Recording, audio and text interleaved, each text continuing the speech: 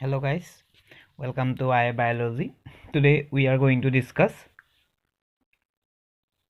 competent host part of the biotechnology.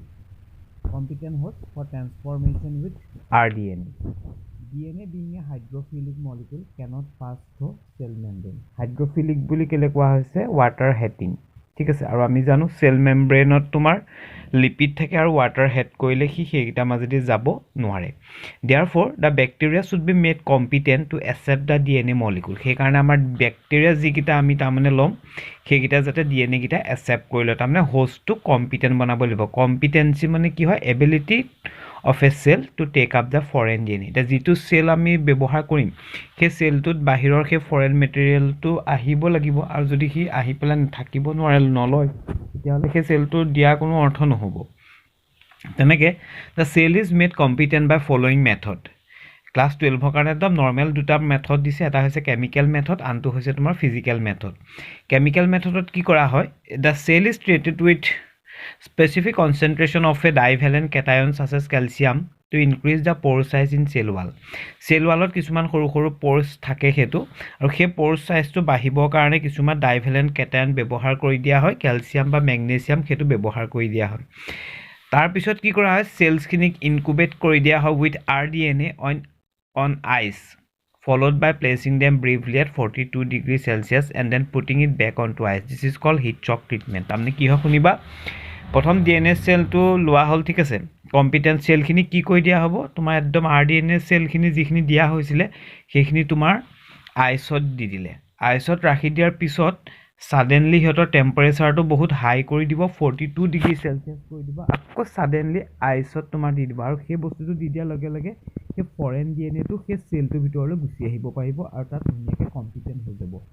ঠিক আছে আৰু ব্যাকটেৰিয়া নাও টেক আপ দা rDNA আৰু সেই কামটো কৰিলে গুটে ব্যাকটেৰিয়াটোৱে যিটো তোমাৰ ফৰেন DNA আছিলে সেই পাৰ্টটো লৈ ল'ব পাৰিব হেতু হৈছে আমাৰ কেমিক্যাল মেথড হেতু হিট শক মেথড বুলি কোৱা হয় তাৰমানে হিটটো দি দিয়ে হিটটো দি দিয়া লগে লগে প'ৰ সাইজ বিলাক বাঢ়ি যায় along with the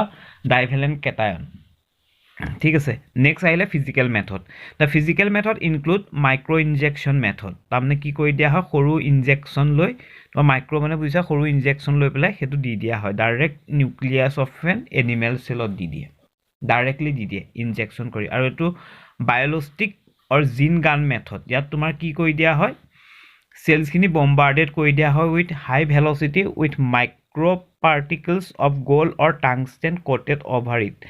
in এটো কোট কাৰ ক্ষেত্ৰত কৰা হয় প্লান্টৰ ক্ষেত্ৰত কৰা হয় আগৰ যেটো পঢ়িছিলা মাইক্ৰো ইনজেকশনটো এনিমেল সেলত দিয়া হয় আৰু এটো প্লান্ট সেলৰ মাজত এটা আমাৰ বন্ধুকে যেনেকে গুলি মাৰে তেনেকে তোমাৰ গুলি মাৰি পেলাই DNA টো দি দিয়া হয় ঠিক আছে এটো বায়োলজিক গান মেথড আৰু বা জিন গান মেথড বুলি কোৱা হয় আৰু disarm pathogen vectors are also used to transfer RNA disarm pathogens মানে হৈছে the pathogens which are unable to cause any diseases and they can also transfer the rDNA to the host ঠিক আছে এইগিটা তোমাৰ নরমাল মেথড এটা আমি পঢ়িলো competency মানে কি হয় এটা সেলে DNA এটা ফরেন DNA লৈ লব পৰা সেই ক্যাপাসিটিটো কি বুলি কোৱা হয় কম্পিটেন্সি বুলি কোৱা হয় নৰমালি দুটা প্ৰসেছত তোমাৰ কমপ্লিট কৰা হয় এটা কেমিক্যাল আৰু এটা ফিজিক্যাল কেমিক্যাল হৈছে হিট শক মেথড প্ৰথমতে সেলটো তোমাৰ আইসত ৰাখিব তাৰপা suddenly 42 ডিগ্ৰী সেলসিয়াসত দি দিব আৰু দেন আকৌ আইসত ৰাখি দিব সেই ফৰেন DNA টো সেলটোৰ ভিতৰত ধুনীয়াকৈ গুচি যাব পাৰিব নেক্সট টু আহিলে তোমাৰ ফিজিক্যাল মেথডৰ মাইক্ৰো ইনজেকশন কৰি দিয়া হয় সৰু ইনজেকশন লৈ পেলাই DNA খিনি পুট কৰি দিয়া হয় নহলে বায়োলজিকৰ জিন গান মেথড লৈ পেলাই সেই কামটো কৰা হয় ঠিক আছে এইগিটা হৈ গল আমাৰ কম্পিটেন্ট হোষ্ট নেক্সট আহিলে the process of rDNA technology process of rDNA technology mainly তোমাৰ এইগিটা যিগিটা process লিখা আছে সেই গুটে process গিটা আমি অকমান ডিটেইলছত অকমান ষ্টাডি কৰিম ইয়াত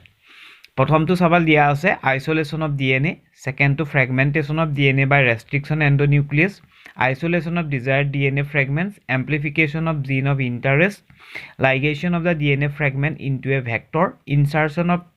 rDNA into the host culturing the host cell on a suitable medium at large scale extraction of the desired gene product downstream processing of the product as finished product ready for marketing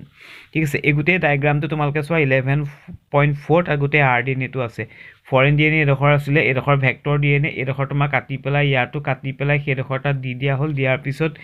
ই কলিৰ এটা bacteria গা দি দিয়া হল ই কলি তোমাৰ সোনকালে divide হোৱাৰ কাৰণে সেই তোমাৰ যিকিটা দৰকাৰ আছিল গুটেকিটা পাই গলা this is the rDNA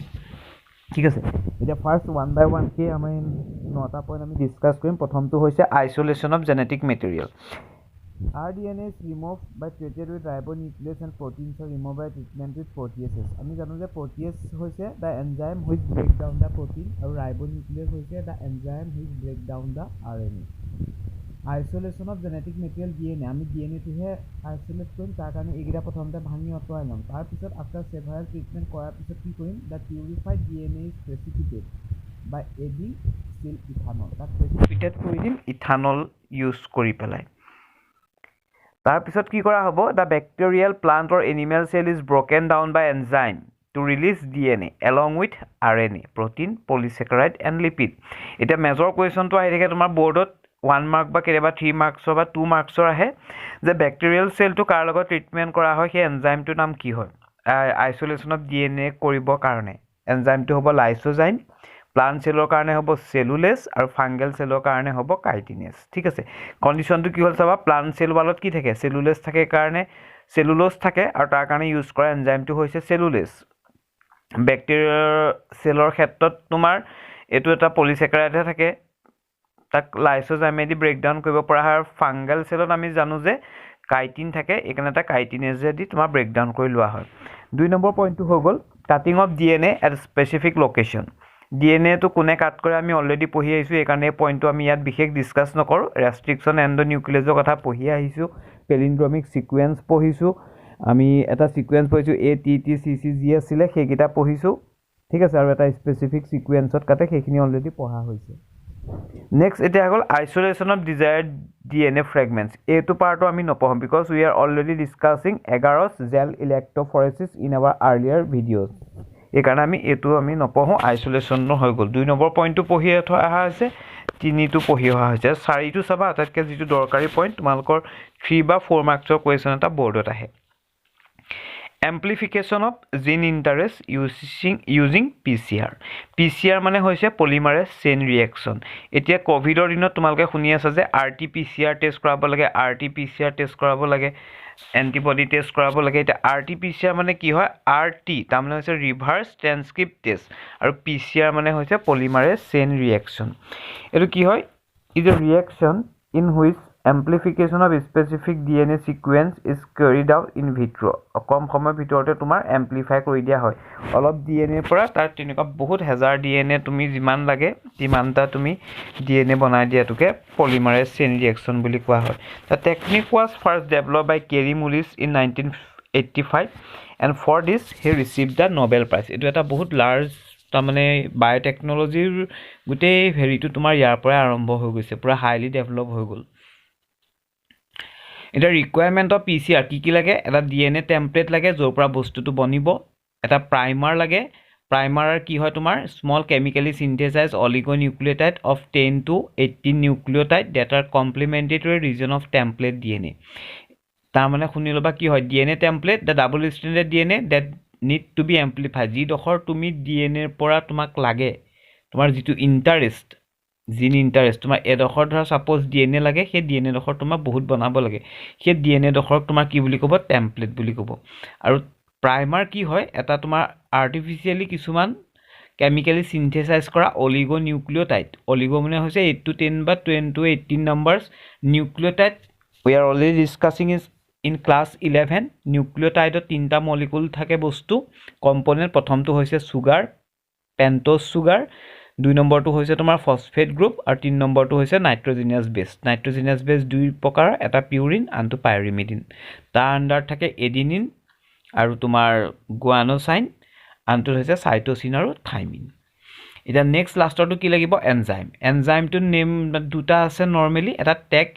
polymerase বুলি কোৱা হয় বিকজ থাৰ্মোফিলিক হয় দে থাৰ্মাস একুৱাটিকাস আৰু এটা ভেন পলিমাৰেজ ইয়াত শুনিবা থাৰ্মোফিলিক বুলি কেলে কোৱা হৈছে because they can survive at very high temperature সব এনজাইমে আকৌ হাই টেম্পাৰেচাৰত কাম কৰিব নোৱাৰে কিন্তু ইহতে পাৰে টেক পলিমাৰেজ আৰু ভেন পলিমাৰেজে পাৰে এটা PCR টো কেৰিড আউট হয় তোমাৰ নৰমালি তিনটা স্টেপত প্ৰথমটো হৈছে ডিনেচুৰেশন 2 নম্বৰটো এনিলিং 3 নম্বৰটো হৈছে এক্সটেনশন ডিনেচুৰেশন মানে হৈছে তোমাৰ হাই টেম্পাৰেচাৰত যেতিয়া দি দিবা যিকোনো এটা DNA ডাবল স্ট্ৰেন্ডেড DNA ডাল সি তোমাৰ ডিনেচাৰ হৈ যাব তাৰমানে তাৰ সেই বনবিলাক ভঙা আৰম্ভ হৈ পেলাই সেই ছিংগল ষ্ট্ৰেণ্ডলৈ গুচি যাব সেই প্ৰচেছটো কোৱা হয় ডিনেচুৰেশ্যন কিমান ডিগ্ৰী চেলচিয়াছত দিয়া হয় 95 ডিগ্ৰী চেলচিয়াছত এনিলিং মানে হৈছে তোমাৰ টু সেটছ অফ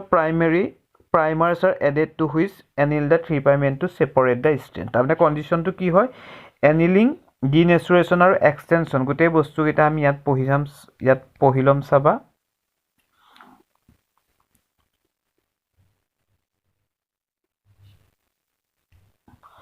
ইয়াত সব প্ৰথম ডিএনএটো আছে ডাবল ষ্ট্ৰেণ্ডেড ডিএনএ 5 to 3' দিয়া আছে ঠিক আছে তোমাৰ সেই মাজৰ যিকণ ডিএনএ লাগে এই ডিএনএ কণ তোমাক এটা খৰকে লাগে বহুত নাম্বাৰ লাগে তোমাৰ 100 মিলিয়ন লাগে বিলিয়নত লাগে থাউজেণ্ডত লাগে প্ৰথম তুমি এটা কি কৰিবা হাই টেম্পাৰেচাৰ দি দিলা 94 ডিগ্ৰী চেলচিয়াছ হিট দি দিলা ইয়াত থকা সেই বনখিনি ভাগি গ'ল ভাগি যোৱাৰ লগে লগে এইটো এটা ছিংগল ষ্ট্ৰেণ্ডেড হৈ গ'ল ঠিক আছে তাত তুমি সেই আৰ্টিফিচিয়েলি যে কেমিকেলি এটা প্ৰাইমাৰ বনাইছিলা সেই প্ৰাইমাৰখিনি ইয়াত দি দিবা দি দিয়াৰ লগে লগে কি কৰিব লাগিব সেই যিটো এনজাইম আছিলে সেই এনজাইমটো তোমাৰ দি দিয়া হ'ব সাপোজ ডিএনএ পলিমাৰেজ এনজাইম ইয়াত নামটো কি বুলি কৈছে টেক পলিমাৰেজ তাৰ লগতে কিছুমান তুমি ডিঅক্সিৰাইবো নিউক্লিঅটাইড দি দিলা আৰু মেগনেছিয়াম আয়ন চেইন দি দিলা কিমান ডিগ্ৰী চেলচিয়াছত দিয়া হ'ল 72 ডিগ্ৰী চেলচিয়াছ আৰু সেই ৰেপ্লিকেশ্যন প্ৰচেছটো ষ্টাৰ্ট কৰি দিব আৰু বহুত চাইকেল কৰি তোমাক থাউজেণ্ডছ বিলিয়ন নাম্বাৰছ অফ তোমাৰ কি দি দিব সেই ডিএনএ ডখৰ তোমাৰ দি থাকিব পাৰিব এতিয়া সেই কণ্ডিশ্যনটো কি বুলি কোৱা হয় পিচিআৰ পিচিআৰ গম পাইছা নৰ্মেলি তিনিটা প্ৰচেছ আছে এটা কোৱা হয় ডিনেচুৰেশ্যন আনটো কোৱা হয় এনিলিং 3 নম্বৰটো কোৱা হয় এক্সটেনশ্যন তাৰমানে চোৱা এই দুডাল বনি গ'ল 5 দুডাল বনিলে সেই দুডালক আকৌ যদি চাইকেল কৰা কেইডাল বনিব 4ডালৰ পৰা আকৌ 8ডাল 8ৰ পৰা 16 তেনেকৈ তোমাৰ যিমান লাগে সিমান নাম্বাৰখিনি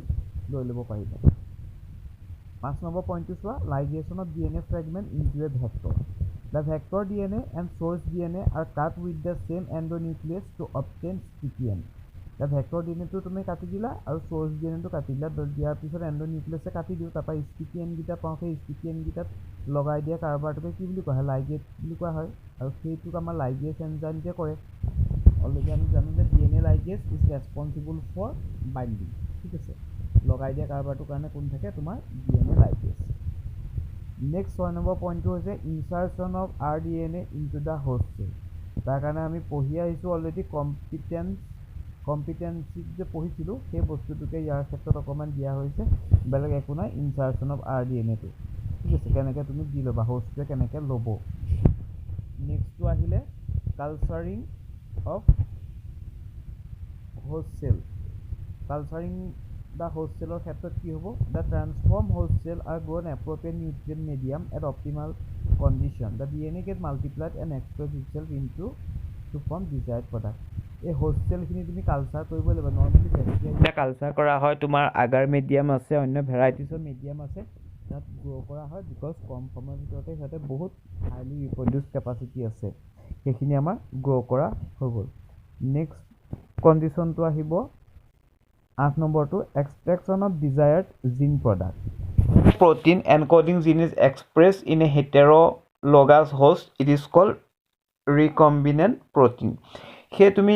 RDNA কৰি পেলাই হোষ্টৰ বডিত যিটো প্ৰটিন পাবা তাক কি প্ৰটিন বুলি কোৱা হয় recombinant protein বুলি কোৱা হয় ঠিক আছে the cell having gene of interest can be grown on a small scale or in a large scale তোমাক এটা ধৰি লোৱা তেনেকুৱা তোমাৰ RDNA তোমাৰ সেই হোষ্টক দিয়াৰ পিছত তোমাৰ প্ৰটিনৰ নাম্বাৰটো কিমান লাগে তোমাক বোলে 100 নাম্বাৰছ লাগে কিছুমানক আকৌ লগা থাউজেণ্ডছ লাগে কিছুমানক মিলিয়নছত লাগে এতিয়া মিলিয়নছ বা সেই বিলিয়নছত লাগিবলৈ হ'লে সেইটো লাৰ্জ স্কেল প্ৰডাকশ্যন হ'ব সেইটো তাৰমানে ইণ্ডাষ্ট্ৰিত কৰিব লাগিব ঠিক আছে আৰু স্মল স্কেলবিলাক নৰ্মেলি আমাৰ প্ৰেক্টিকেল যিবিলাক লেবত কাম কৰা হয় সেইখিনি কৰা হয় সেইটো হৈ গ'ল 9 নম্বৰটো চোৱা downstream processing all the processes to which a product is subjected to before being marketed as a finished product are called downstream processing এটা downstream process বুলি কাক কোৱা হয় তুমি it include কি হৈ থাকে শুনিবা the separation of product from the reactor মানে কি আছে এটো তোমাৰ simple state tank bioreactor আছে reactor মানে কিছুমান কি হৈ যাব তোমাৰ tank টাইপ হৈ যাব ঠিক আছে যিবিলাকৰ bioreactors বুলি নৰ্মেলি কোৱা হয় তাৰ মানে তুমি মাৰ্কেটত পঠোৱাৰ আগতে গুটেইখিনি all the process to which product is subjected to before market as a finished product গুটেই কামখিনি হোৱাৰ আগত তাৰমানে মাৰ্কেটত এৰাৰ আগত গোটেই প্ৰচেছখিনিক এজ এ হোল কি বুলি কোৱা হয় ডাউনষ্ট্ৰীম প্ৰচেছিং তুমি হৈছে নে নাই হোৱা তুমি ওলোৱা ধৰা প্ৰটিনটো বেয়াও হ'ব পাৰে মাৰ্কেটত সেইটো নচলিব তেনেকৈ তুমি যিটো ইনচুলিন উলিয়াইছা সেইটো নচলিব পাৰে তেনেস্থলত তোমাৰ কি হ'ব এইটো মাৰ্কেটিং নহ'ব সেইকাৰণে মাৰ্কেটত যোৱাৰ আগতে যিখিনি বায়'টেকনলজিকেল প্ৰচেছ কৰিব লগা আছে গোটেইখিনি কৰি মেলি চোৱা প্ৰচেছটো কি বুলি কোৱা হয়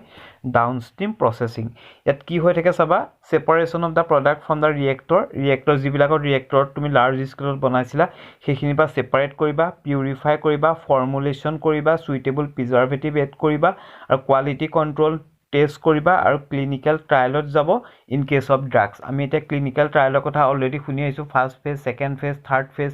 ক'ভিড ভেকচিনৰ কথা শুনি আহিছোঁ সেইকেইটা তোমাৰ ট্ৰায়েলত যোৱাৰ পিছতহে তোমাৰ সেইটো মাৰ্কেটত যাব আৰু যদি সেইটো ধৰা এতিয়া ভেকচিনটো বনাই আছে যদি তাৰ যদি ৰিজাল্টটো ভাল নহয় সেই ট্ৰায়েলকেইটা কৰি থাকোঁতে তেতিয়াহ'লে সেইটো ষ্টপ কৰি আকৌ নতুনকৈ বায়'টেকনলজিটো ইনপুট কৰি বেলেগ ধৰণে কৰি চাব আৰু যেতিয়ালৈকে এইটো ভাল এটা ট্ৰায়েলৰ ৰিজাল্ট নাপায় বা ভাল তোমাৰ কোৱালিটি কণ্ট্ৰল টেষ্টিং নাপায় then it will all be decline or stop হৈ যাব আকৌ নতুনকৈ কৰা হ'ব লাষ্টৰ 9 নম্বৰ পইণ্টটো আছে তোমাৰ বায়'ৰিয়েক্টৰ্ছ কি হয় বায়'ৰিয়েক্টৰ্ছ are normally the vessel of large volume 100 to 1000 liters in which raw materials are biologically converted into specific product ইয়াত কি কৰা হ'ল চাবা বায়'ৰিয়েক্টৰ্ছ মানে একো নহয় এটা লাৰ্জ টেংকি নিচিনা আমাৰ ঘৰত যেনেকৈ ৱাটাৰ ষ্ট'ৰ কৰা ৰিজাৰ্ভাৰ আছে তেনেকৈ ডাঙৰ টেংকি 100 to 1000 liters in which raw materials are biologically converted into specific product গোটেই কামখিনি বায়'টেকনলজি ডিপাৰ্টমেণ্টত তোমাৰ কৰি মেলি উলিয়াই দিলে যে এই কামটো এনেকৈ কৰিলে এই প্ৰডাক্টটো পোৱা যায় সেই বস্তুটোকে কোনোবা এটা ইণ্ডাষ্ট্ৰীয়ে ডাঙৰ ইণ্ডাষ্ট্ৰীয়ে সেইটো পেটেণ্ট হিচাপে কিনি ল'ব কিনি লোৱাৰ পিছত সেই ফৰ্মুলেশ্যনটো ইউজ কৰি সিহঁতে লাৰ্জ স্কেলত প্ৰডিউচ কৰা আৰম্ভ কৰি দিব তাৰ কাৰণে সিহঁতক সেই ডাঙৰ যিকেইটা লাৰ্জেষ্ট ভেছেল থাকে টেংকি থাকে সেইকেইটাক তোমাৰ কি বুলি কোৱা হয় বায়'ৰিয়েক্টৰ্ছৰ কামটো কি হয় যে বায়'ৰিয়েক্টৰ্ছে তোমাৰ ধুনীয়াকৈ এটা তাত কিছুমান কম্পনেণ্ট থাকে যাত ধৰা এয়াৰ ছাপ্লাইটো ধুনীয়াকৈ হৈ থাকিলে নেক্সট তোমাৰ তাত কি হৈ থাকিব অক্সিজেন ডেলিভাৰী ছিষ্টেমটো হৈ থাকিব টেম্পাৰেচাৰ কণ্ট্ৰল হৈ থাকিব pH কণ্ট্ৰল হৈ থাকিব নেক্সট তোমাৰ চেম্পলিংটো উইথড্ৰ কৰিব কালচাৰটোৰ পৰা পিৰিয়ডিকেলি তেনেকৈ গোটেই কামখিনি কৰা হয় ঠিক আছে এতিয়া তোমাৰ হৈ গ'ল আমাৰ গোটেই this is all about our chapter number 11 of class 12 biotechnology principle and প্ৰচেছেছ